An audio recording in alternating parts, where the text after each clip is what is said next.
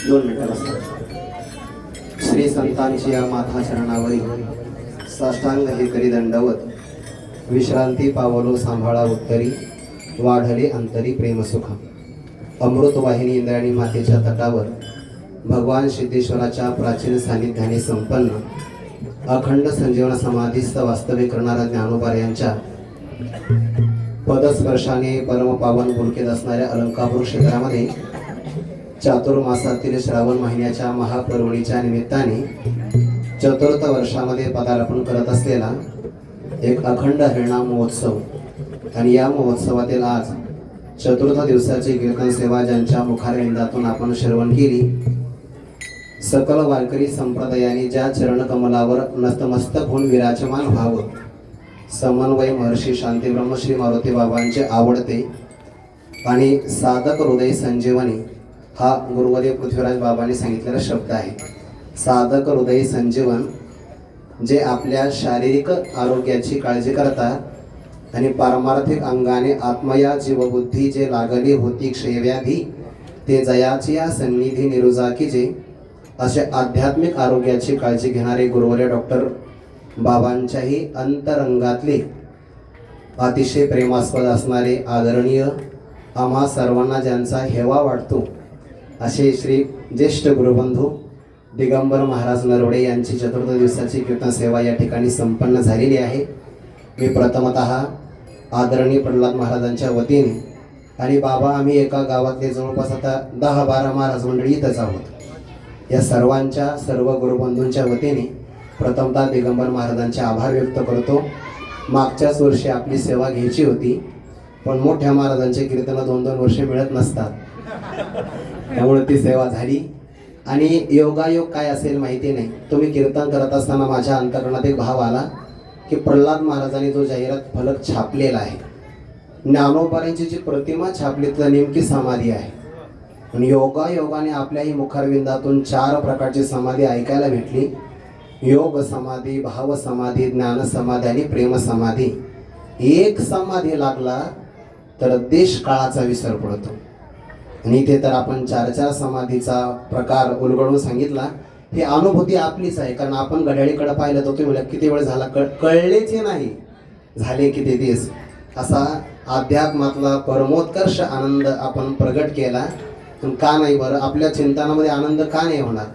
अजान वृक्षाच्या खाली आपण अनुष्ठान करता, अमृतानुभव सारख्या ग्रंथाचं चिंतन करता आणि तुमचा जो आनंद आहे ना, तो सर्वात जास्त आनंद आज ज्यांनी उपभोगला.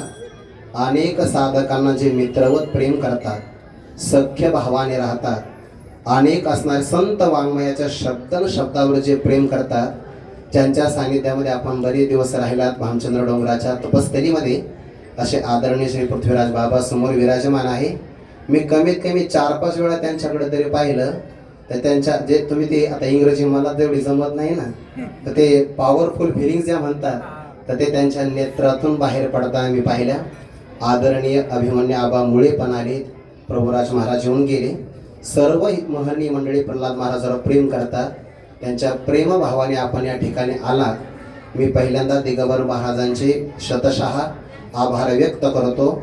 आणि कीर्तन काय असावं, कीर्तनात आनंद काय घेता येतो, तो आनंद आपण कीर्तन सुखे सुखावले आपण पाची.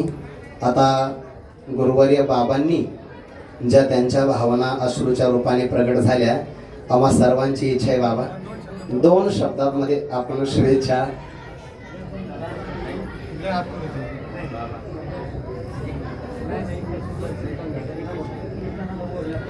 जी जी जसे बाबांचे अंतर्गत काही भाव हे शब्दामध्ये अभिव्यक्त करता येत नसतात, ते अनिर्वचनीय प्रेम स्वरूपम राहतात. तर तीच बाबांची भावना या ठिकाणी आपण धारण करूया. उद्या सकाळी पहाटे 4 ते 6 काकडा भजन, 7 वाजता ज्ञानेश्वरी पारायण, त्यानंतर भोजन विश्रांती, दुपारी 4 ते 5 आदरणीय हरिभक्ती पारायण, कीर्तन केसरी ज्ञानेश्वर माऊली जाधव यांचं प्रवचन, 5 ते 6 हरिपाठ आणि 6 ते 8 कीर्तन सेवा होईल. ती कीर्तन सेवा महाराजांनी माझ्याकडे सोपवलेली आहे. सांगायचं नव्हतं पण आता पुन्हा उद्या कोणाच कीर्तन आहे. त्यानिमित्ताने आपण सर्वांनी तसं आतापर्यंत या कार्यक्रमावर प्रेम केलं आहे, असंच आपण काल्यापर्यंत प्रेम करावं. किंबहुना ज्या ज्या वर्षी हा कार्यक्रम संपन्न होईल त्या कार्यक्रमाकरता आपण आपल्या उपस्थितीने या कार्यक्रमाला गौरवान्वित करावं, सुशोभित करावं अशी सद्भावना आदरणीय प्रल्हाद महाराज घाडगे यांच्या वतीने व्यक्त करून याच ठिकाणी थांबतो. पहिल्यांदा जे दूरवरून आलेली साधक मंडळी आहे त्यांना पहिल्या पंक्तीला बसू द्या. जे आपल्या जवळचे या इंद्रायणनगर मधले असतील तर त्यांनी नंतरच्या पंक्तीला बसावं. प्रल्हाद महाराज दिगंबर महाराजाचा थोडा सत्कार करतात तो त्यांनी स्वीकार करावा. महाराज म्हटले होते तुम्ही मला काही देणार नाहीत, तर ते वैकुंठातलं होतं.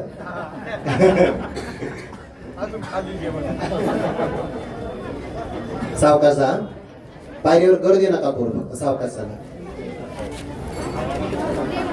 घाई करू नका. लहान मुलं घाई करतात. इथेच थांबा, दुसऱ्या पंक्तीला जेवणही चांगलं होतं.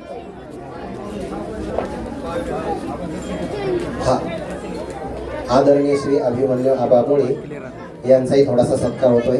मी आबांना विनंती करतो, आबांनी